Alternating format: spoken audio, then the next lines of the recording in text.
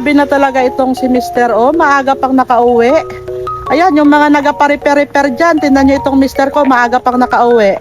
Anong oras lang kayo? Ha? Anong oras na? 12 lang. Alauna lang ng hapon. Oh, trabaho po ng Mister ko dito is scaffolder sa New Zealand.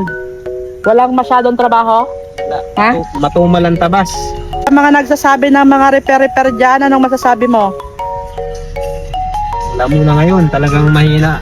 Mahina. Hindi ko lang alam sa iba. Ibang industry? O, ibang company o ibang trade. Pero sa amin talagang mahina. Ilang araw na kaming half day lang eh. Talagang pantawid lang, kulang pa. Pantawid bayarin lang at saka kulang pa sa mga pambayad sa mga bills at saka gastusin. Pero salamat pa rin kahit paano ay meron. Hindi naman laging ganito eh. Kaya taste lang no, kabayan. Oo, taste lang. At least nakaka-survive. Pero talagang hindi makaipon. So, Yun, narinig nyo? Talagang hindi makaipon, lalo na may kasama mo pa ang pamilya dito. Salamat kabayan.